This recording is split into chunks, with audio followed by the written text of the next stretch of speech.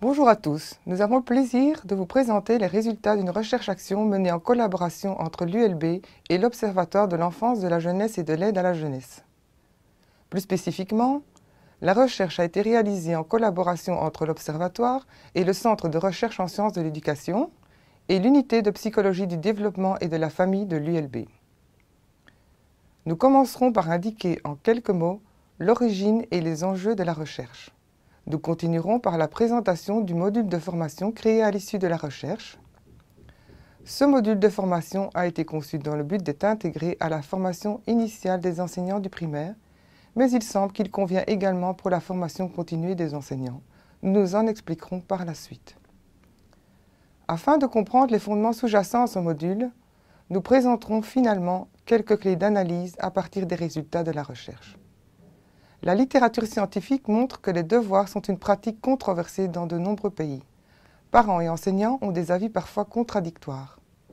En Fédération Wallonie-Bruxelles, en Belgique, un décret relatif au travail à domicile a été promulgué en 2001. Le décret fixe notamment une durée déterminée pour la réalisation du travail et précise que le devoir doit être réalisable sans l'aide d'un adulte.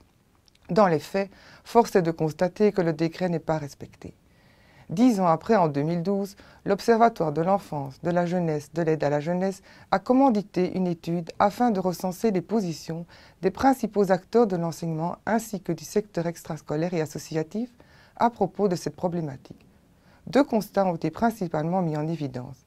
Les devoirs renforcent encore aujourd'hui les inégalités entre élèves d'une part, d'autre part, les devoirs interfèrent dans la conciliation des temps scolaires, familiaux et personnels. Au vu de ces constats, l'enjeu de la recherche menée en 2014-2015 a été de mettre au jour les leviers de transformation de certaines représentations ou opinions des futurs enseignants et de créer un module de formation qui en tiendrait compte. La recherche a été menée en collaboration avec des étudiants et des enseignants de la Haute École Galilée et de la Haute École Lucia de Broecker, site de l'ISPE. Les deux implantations diffèrent notamment par leur situation géographique, au cœur de Bruxelles pour l'une, dans la petite ville rurale de Jodogne pour l'autre. Le module de formation est composé de 6 activités possibles à réaliser en haute école.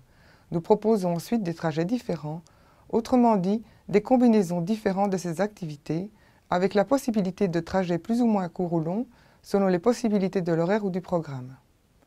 Enfin, un portfolio contient tous les documents de référence nécessaires aux activités. Le module de formation propose 6 activités différentes à réaliser durant la formation des enseignants. Toutes ces activités ont été expérimentées dans les 2 hautes écoles participant à la recherche, notamment dans le cours « Ouverture de l'école sur le monde extérieur ». Démarche qui nous semble pouvoir s'intégrer dans des unités d'enseignement relatives à l'intégration professionnelle. La première activité proposée est un questionnaire pour les étudiants. Ils sont interrogés sur leurs sentiments, leurs souvenirs, leurs avis à propos du travail à domicile, et par ce biais, ils sont plongés dans le sujet. Durant la recherche, nous avons fait passer ce questionnaire en début et en fin de recherche, afin de tenter d'évaluer l'influence des activités proposées sur les opinions des étudiants. Quelques résultats se trouvent dans la suite de cette vidéo. L'immersion en école de devoir permet aux futurs enseignants de vivre l'expérience de l'après-école, d'approcher le vécu de l'enfant à la sortie de l'école et celui de l'adulte non spécialisé chargé de l'aide aux devoirs. Pour cela, les étudiants avaient été invités à tenir un journal de bord de leur expérience et à recueillir la parole des enfants. Cette activité informe les futurs enseignants de l'existence de la Convention internationale des droits de l'enfant. Elle permet aussi, grâce à cette information, de pouvoir prendre en compte le droit au loisir ainsi que le droit au bien-être des enfants dans leurs réflexions à propos du travail à domicile. À travers les focus group ou mini-débats, c'est la confrontation des points de vue des étudiants qui est visée, ainsi que l'élargissement de leur champ de réflexion personnelle. Le dispositif consiste à faire débattre un petit groupe de 4 à 6 étudiants sur base d'un scénario. En ce qui concerne les scénarios, il y a plusieurs possibilités, soit les créer soi-même ou les faire écrire par les étudiants, à partir du matériel récolté par ceux-ci, dans leur carnet de bord, soit partir des scénarios proposés dans le portfolio. Ceux-ci ont été écrits à partir des cahiers de bord des étudiants participant à la recherche. La circulaire numéro 108 a pour objet la régulation des travaux à domicile dans l'enseignement fondamental. Il s'agit donc du prescrit décrétal en vigueur dans toutes les écoles, le décret du 29 mars 2001. Il est paru au Moniteur le 15 mai 2001. Les éléments du décret qui ont le plus étonné les étudiants lors de la recherche, du fait que ces éléments ne sont pas respectés, sont que les travaux à domicile doivent toujours pouvoir être réalisés sans l'aide d'un adulte, ainsi que les limites de temps à consacrer aux devoirs indiqués dans le décret. Suite aux différentes activités proposées aux étudiants dans le cadre de la recherche, nous avons petit à petit été confrontés aux questions des étudiants. Il s'agissait du signe tangible de leur prise de conscience de la complexité des choses, des contradictions parfois insolubles entre les différents objectifs et les différents partenaires. En fait, ils commençaient à problématiser la question du travail à domicile en tentant, vaille que vaille, d'articuler les différents points de vue. De plus, la prise de conscience éveillait en eux une réelle responsabilisation. Dans un mois, nous sommes en stage. Dans un an, nous sommes instituteurs, institutrices. Qu'allons-nous faire? Chaque activité est présentée de manière similaire dans le module de formation. Une introduction, l'objectif général, un ou plusieurs exemples d'organisation pratique, la présentation du dispositif à mettre en place, la référence aux documents du portfolio utile à cette réalisation de cette activité. Comme annoncé plus tôt, nous proposons 4 trajets de formation possibles. Leur point commun est l'immersion des étudiants en école de devoir, car cette expérience s'est révélée déterminante dans la sensibilisation des étudiants à la problématique. Nous avons appelé la première formule « trajet complet ». Ce trajet comporte l'ensemble des activités, avec bien entendu la possibilité de ne pas les réaliser dans l'ordre présenté dans le module de formation. La deuxième formule est un trajet informatif, à la fois une information sur la Convention des droits de l'enfant, sur les textes de loi et une période d'immersion en école de devoir. La troisième formule propose des débats à partir de la passation du questionnaire, des focus group et de l'immersion en école de devoir. La quatrième et dernière formule propose du concret, via l'immersion en école de devoir et la foire aux idées alternatives, notamment la création de devoirs permettant de respecter à la fois les besoins de l'enfant et les prescrits légaux.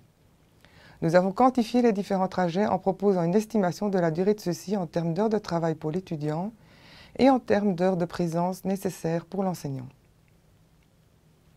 Les activités sont estimées chacune à 1 ou 2 heures pour l'étudiant et pour l'enseignant, excepté l'activité 2 qui est l'immersion en école de devoir.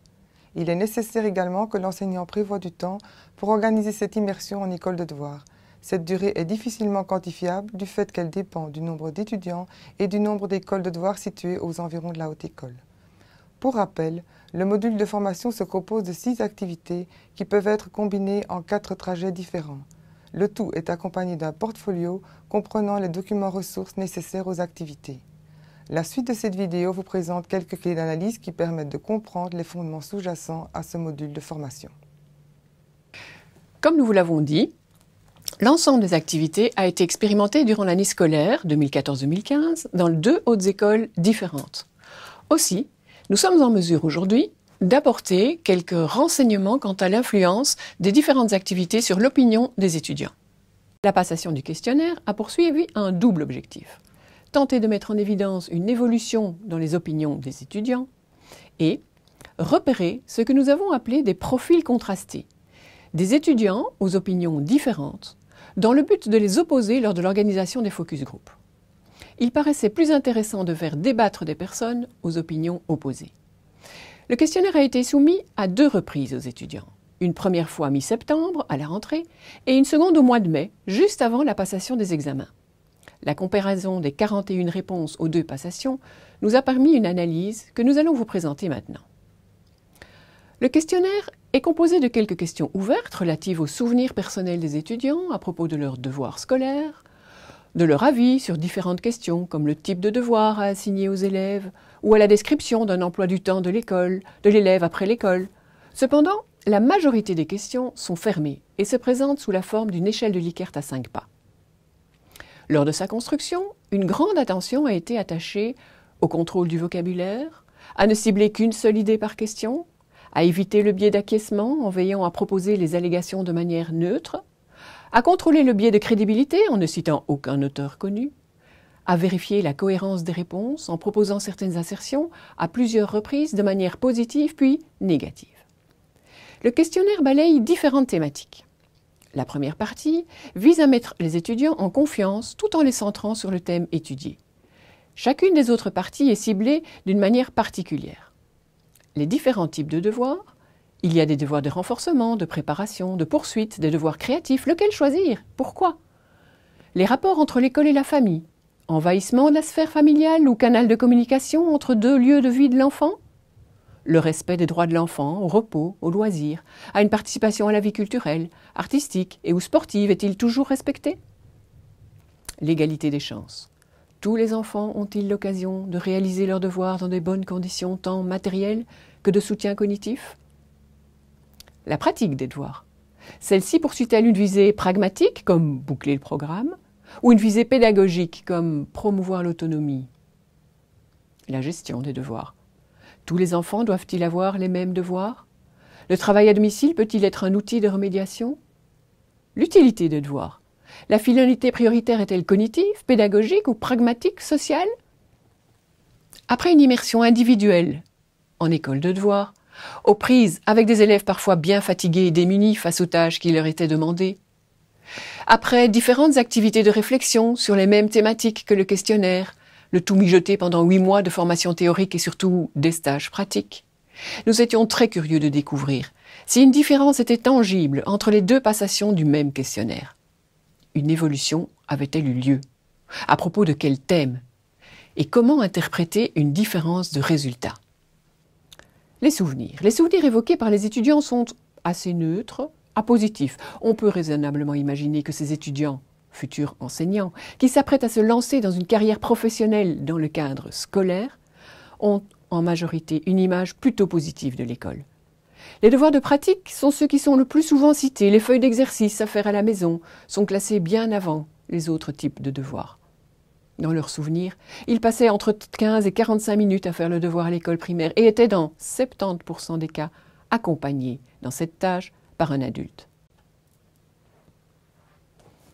À ce stade de l'analyse, nous vous devons quelques explications.